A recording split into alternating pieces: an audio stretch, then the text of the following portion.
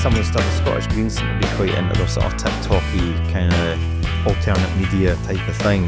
But I'm thinking more like the kind of Scottish Labour SNP. Is John Swinney talking to anyone out there? So, I mean, what I imagine will happen, I mean, you're already seeing that a lot of newspapers now have sort of audio and visual content, lots of audio and visual content. I mean, the Times has got its own fucking radio station that it pumps out as video content on YouTube constantly. So I imagine what will happen as the more of the sort of legacy media dies away is that a lot, to begin with, a lot of the sort of legacy newspaper media will be moving into doing that stuff. And there'll be a lot of very, very professional content. But it won't be as professional looking as the sort of standard news is now. I mean, if you look at Times Radio, it's people in their fucking bedrooms and parlours talking, but nonetheless, it's high quality content in terms of what's being discussed. But it's much more amateur in terms of it is somebody in a studio, but they're interviewing somebody that's sat at home. And since COVID, more and more that's been happening anyway, that, a lot of the time people are actually just... So is it going to be that the thing with the media as it currently is, so during the 2014 referendum, we've talked about bias and all that before. So will those institutions, they'll just wither and die? They won't pivot into doing any of this, but with a more sleek, underhanded, we're forwarding an agenda kind of thing? I think... I'm with you on this. I'm wondering, actually, I don't think they could be bothered. I think they would have changed their tactics already if they were going to. I think there's the listening figures for the likes of Radio Scotland and for BBC Scotland News are so low that it almost doesn't matter what they do. They're right up there with Kemi Badenoch. You don't really need to be worried anymore. The only people who are still fucking watching and listening are people who you're never going to reach anyway. Aye, so that ability to... They're not going to go out in a blaze of glory. It's going to be what they're staying with Scottish Labour and possibly the Labour Party in general. It's just going to sort of putter out, isn't it? It's not, Yeah, I mean, they've done the exact same thing that the Democrats have done so successfully, which is managed to be so useless. Irrelevant. It doesn't matter anymore. Irrelevant, yeah. But it's difficult because we're still in a first past the post system with regards to Westminster, where it's really, really difficult for parties to break through. And you do get, these ridiculous and dramatic results from, poor turnouts and, a few seats in the right, like a few votes in the right place gives you this whopping majority. Talk a wee bit about reform then, is it worth going into that fucking can of worms? Or... No, they're already fighting amongst themselves. I'm not, I don't sense them being that big of a threat, to be honest. I feel they're just a rebranding of the Tories, who were already kind of on the slide anyway. Well, no, the Tories have been chasing that sort of... I mean, it's interesting that they've gone back to call themselves Reform, because I think it was the Reform Party was actually the first... Was that Goldsmith? Is he the guy that did the Reform Party? Like, pre-UKIP kind of thing. Yeah. So, but I think before UKIP, there was a Reform Party that was a anti-EU party. Because I think, what's her face? Short arse Home Secretary, the one that's whining the GSI. Coffee? No. Fuck's sake. The one that can't finish a word properly. So, sake. I don't know, but I have to keep going, keep doing impressions. It's like I've used that Pokemon section of the podcast here. Priti Patel. There we go. Who is that Tory cunt? I'm sure she was a member of that before she joined the Tories. Well, it wouldn't be shocking, would it? No. I mean, that would fit. This is what I mean. I don't really see that as being a new thing. That's just something that's been there before, and it's all the same kind of people that are going to be involved. But I think, generally speaking, England, it's still not great, but they definitely maybe have hit their threshold. I think that the American stuff is too far for them. So what they like is the kind of Keir version, which is do all of that stuff, but be very quiet about it. And as long as we look quite dignified, we can feel okay about voting for you. And that's why the Reform thing, I don't know if there's actually a mass appeal for that more brazen style of... In the UK, do we think Starmer's support for Israel is hurting them at all? Because I know in America, they are sort of becoming a little bit more aware generally of how they've been backing the cis for the last however many decades, and they're all a bit shocked and horrified by this. But I'm wondering how that's playing in the. I think it's certainly playing very, very badly in what was often a very traditional Labour heartlands of sort of the Midlands and northern sort of British Asians is playing incredibly badly. Where now those people are less likely to go to reform for obvious fucking reasons. Yeah, it's just it's going to hit your turnout. But it'll hit your turnout. Yeah, you're absolutely right. Which I've heard before. Yeah, and they maybe go to Lib Dem, depending on, but yeah, certainly it's hurting that, and I mean we've already seen that in even when they got 400 fucking seats, there were key constituencies where they did poorly or lost, and I mean the devil, Wes Streeting, he nearly fucking didn't get it. He is who damn It's absolute worst. I hate him. Yeah, you see him on TV and you just think, you're like, if somebody were to tell me that you were actually an alien that had been sent here to fuck the planet up, and that you're just here as part of some fucking psyop thing to fucking completely believe it. He is horrible. He has the worst opinions on literally every Everything. single topic that I've ever seen him talk on. If you want to know what you should think about something, just ask Wes Streeting what he thinks, and then just take a diametrically opposite. I think because you'll probably be fine. He's a good example of actually what I've just said there, which is that, okay, he's a Labour guy, technically he's left, but that way of, I mean, everything he says. Everything he says, he's awful. I see him on TV and I just think, you're going to be leader of the Labour Party. That's your only fucking thing. And the only reason you're in the cabinet right now is because he's keeping you where he can keep an eye on you, because you're fucking wandering around with a fucking knife in your hand behind your back the entire fucking time. And he just wants it in the same way that Boris Johnson wants it. He just wants it because he wants it. He doesn't want it because he wants to do anything or achieve anything nice or good or make the world a better place. He's just a fucking cunt. On that point, this is a better segue, Supreme Court ruling on definition of women, and I guess possibly to then take from that point on to Section 30 of Scottish independence, because that's all kind of hovering in the sort of Supreme Court for the UK. So because I would disagree with the assessment of the UK Supreme Court. Yeah, I mean, for the second time. Judge that handed it down had also made a ruling that or he'd sort of handed down a judgment that he didn't think that same-sex, or he did think gay and lesbian people should be in same-sex relationships with each other. So this guy is so homophobic that he's like proper like Church of England, I think it is. Was it not he wrote a report for the Church of Scotland? Was it Church of Scotland? Yeah. But yeah. Same-sex marriage or something like that. But it was a unanimous verdict by the UK Supreme Court. And this guy, this particular judge lives next door to J.K. Rowling. Brilliant. Yeah, they live in the same wee exclusive area at Edinburgh.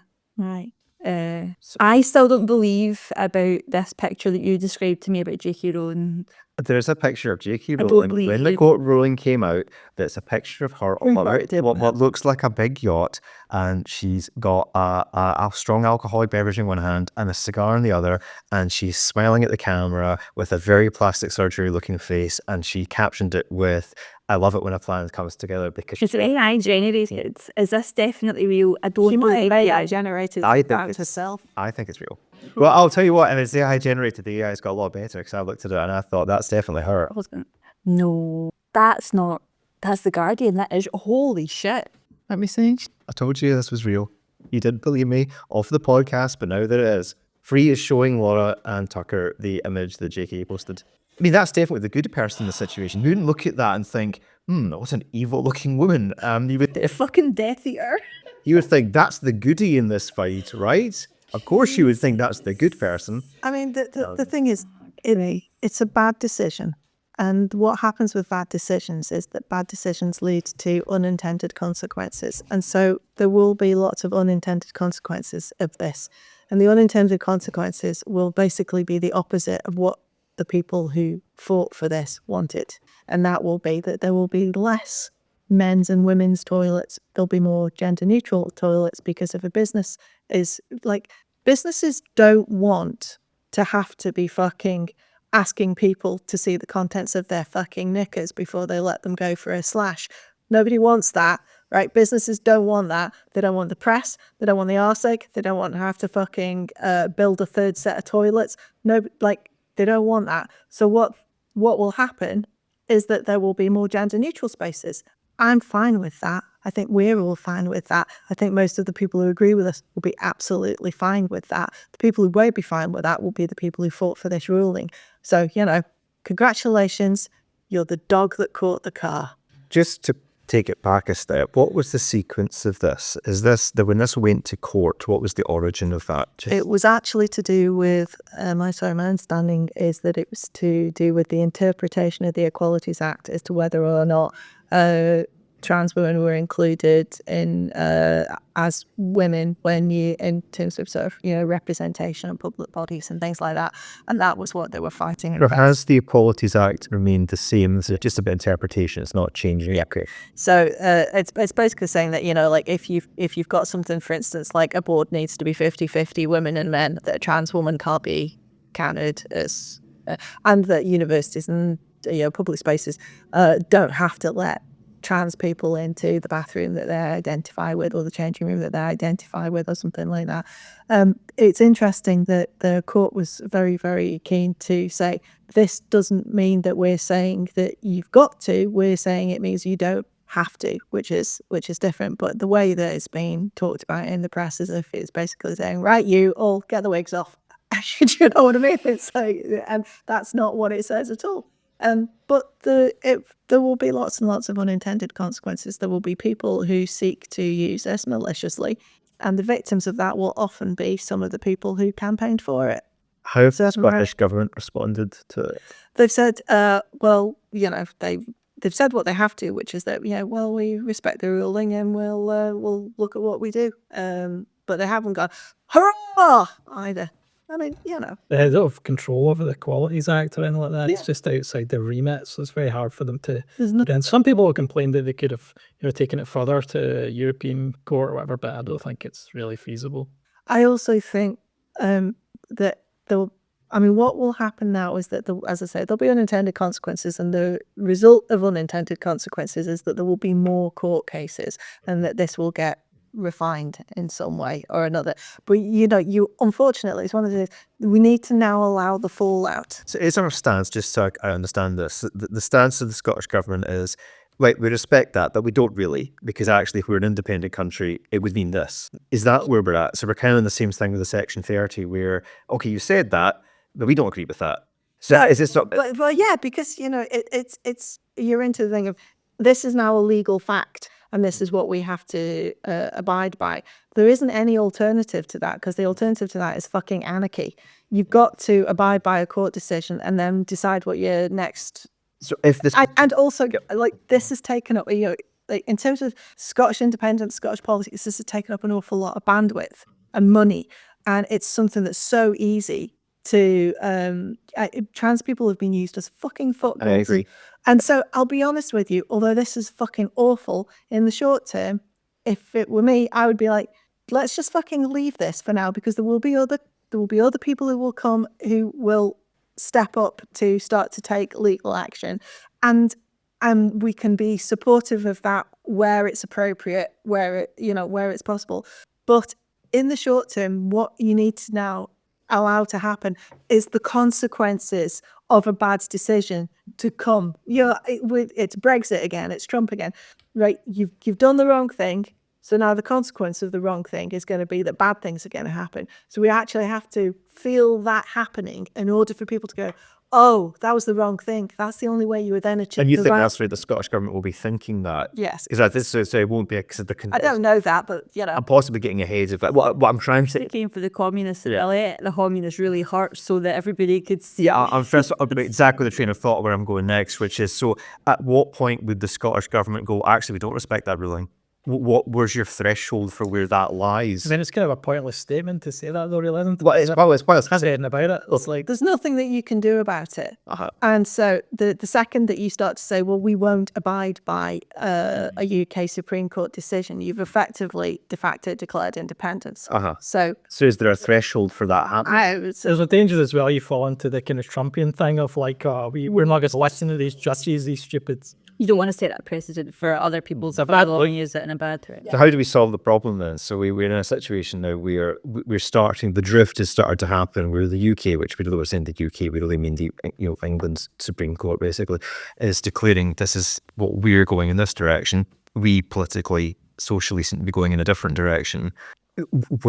If we are blocked at Section 30 level and we haven't taken that to the European Court or anything like that either, we've just kind of gone, all right then. I don't know that we can. I'm curious about, I'm asking a question, I'm not judging anybody, it's like asking a question. We've actually not really had that much of a differentiation between, Scotland and the rest of the UK politically, although we like to make quite a lot of it, and our opponents, the Unionists, will also make a lot of it, saying, Scotland's also socialist and lefty and all this and woke, and England's like all.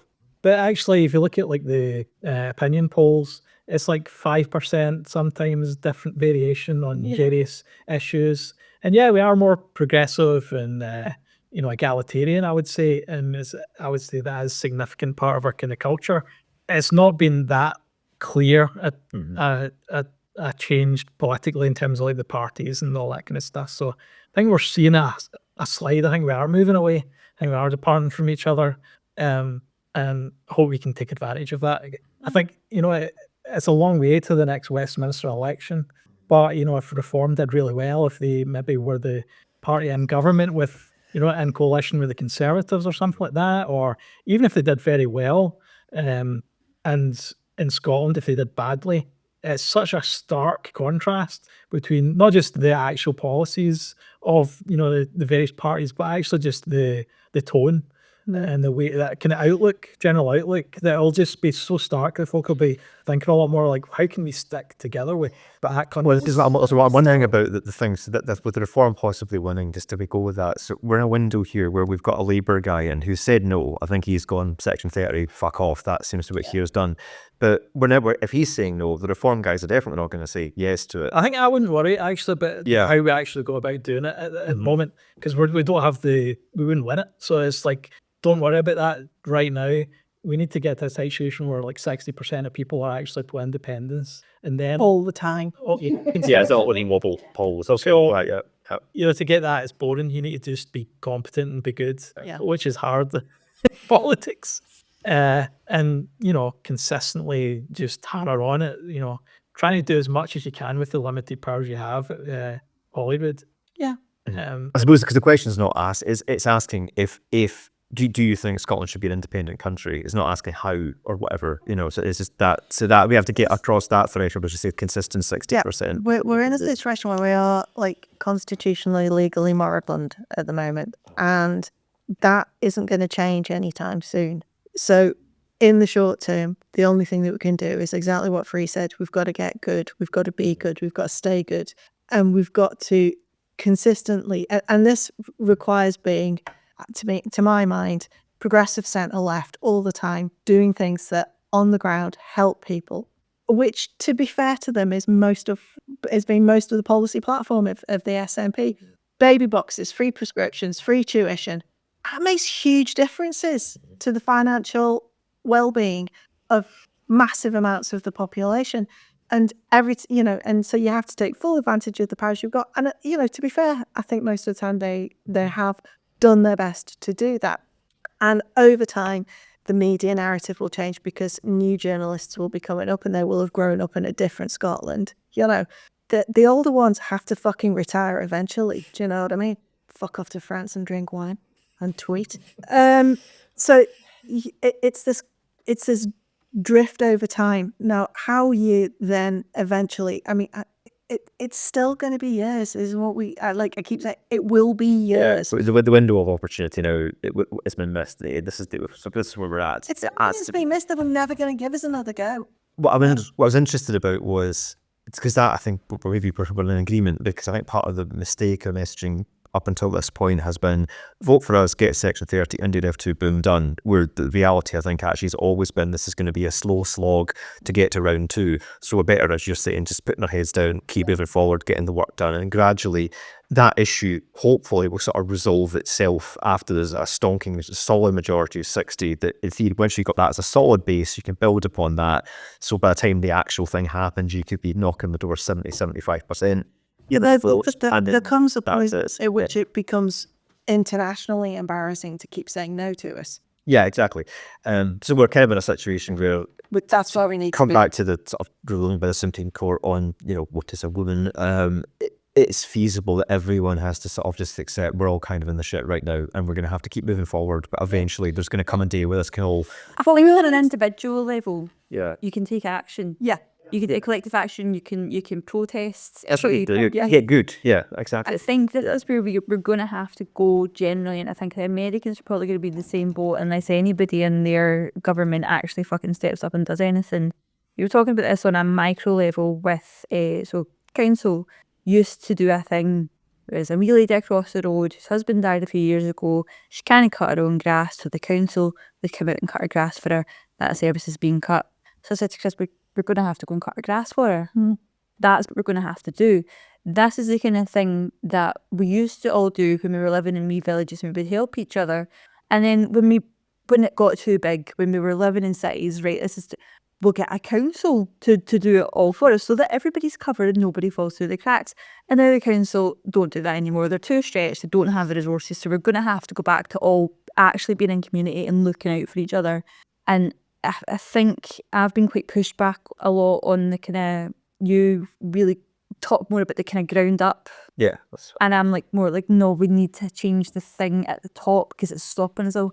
But I'm now actually the bit where I'm like, right, okay, well, there's fuck all we can do about that. But as a collective, we need to be fucking heads up, pay attention, get your face out your phone, look around, help the people really about you. Fix the things you can actually fix first before you start learning about everything else. Unless wherever this comes up, I'm not actually disagreeing with you. It's the sequence of events. So it's like, we do. So the problem is at the top, but we have to get the groundswell, the stuff we can control, and then do the overthrow. I think one thing is the only way to then change the other. I'm not saying ignore the thing at the top. What I'm saying is that these cunts at the top are forgetting that the reason that we form things like unions, the reason that we collectivise and we go through these other channels like protesting against things to get change is so we don't come and burn your fucking houses down.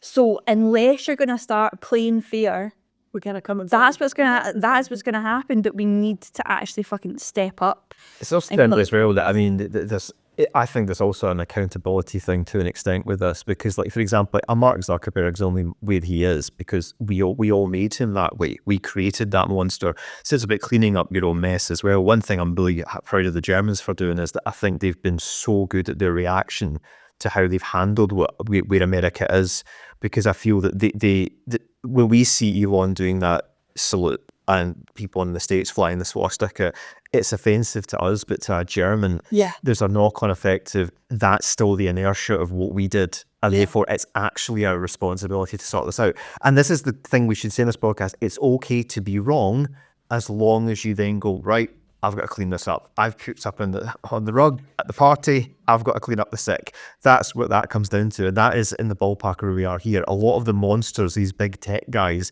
are monsters that we've all, big or small, kind of helped put them into that position a lot of the time. So it is up to us to actually clean up the shit. If that ends with guillotines, it ends with guillotines. But, we've got to do... I'm here to anyone who's still on X. I was on X for a year. So now I think it's my moral duty to just try to tell as many people as possible to help me get Elon Musk to kill himself. That is me trying to clean up my own mess. I honestly think that it's your moral imperative if you're still online to bully him and to just generate suiville for Elon Musk. I wonder what the limit is, how much you can post on X, like each day. If you could just go on and post like stupid videos like constantly and just fill up their servers until they explode. Yeah. I was trying quite hard for years to do that. Again, I speak clean. I'm a mess, because I think that's the other thing too. I've said that before, but I mean, knowing where it's all ended up, I'm not sure I would have, taken the actions in that order that I did. I mean, you know, we were all on there, so no, we're all equally part of this. So we were on there for the good reasons and seeing the benefits that could be had from it. But cumulatively, you're like, oh right, actually, to Blauda's exact point, we've kind of lost sight of, and we've handed them all the money, and we've lost sight of we're not really dealing with the things we can control ourselves. We're now all having opinions about things that happen miles away in different countries. And we've forgotten that actually, if we just all focus on the immediacy of what's in front of us, if we all do that as a collective, that's where our power comes from. You can do both. You can do both. But I mean, we don't lose sight of the fact that Elon is a You need to Nazi. know the law, and you need to sort of encourage Elon Musk to kill himself. You should do it every Tesla at the passage as well. Yep. There are people like phoning in to like radio shows saying that I drive a Tesla, and people are like hailing at me. That's up in the motorway. There is a brilliant thing on heard on the Rachel Maddow show that someone set up like a fake medical helpline in America for Tesla owners, and they've got like a clinic they'll debadge your Tesla for you. Then you can make an appointment, but they've arrested a ton of people who were involved in protesting Tesla, and they're banging them up for 20 years because their arrest is under domestic terrorism. I think one of the cleverest things that's happened is that because of the people booing Teslas, all these Trump guys are parking their big obnoxious trucks with their flags outside the Tesla thing. Not one of them owns a Tesla. Well, probably not one of them owns a Tesla. That's the first thing. But the second thing is it's obviously deterring. Like, you know, so they think they're helping, but they're making the situation far, far worse. So I think the Tesla thing has been such a positive thing to see, because what it reminds everybody of is, yeah, we do easily the power to do this. If we just see a company that's being a shite bag, we could do exactly the same thing with Amazon. We could actually just declare, that's a cunty company. Let's all stop using it right now, and let's bully anyone who does. And then really within a matter of weeks and months, the impact to them would be to such a degree, you know, it would force a pivot, it would force a change at the very least. I mean, with Tesla, it's easier because people aren't buying cars. You know, you're not buying a new car every day in the same way that you're buying a coffee or your lunch or whatever. So it's a big purchase that people think about, and therefore the sales of Tesla, I'm going to say now, I'm going to predict, are going to go down and down and down and down and down. The valuation of Tesla is partly as a tech company, not just as a car manufacturer. And as a car manufacturer, its valuation is a fucking tiny wee sliver of what it is currently on the market. A tech company is massively overvalued. And it's going to go down. It's going to be a crash.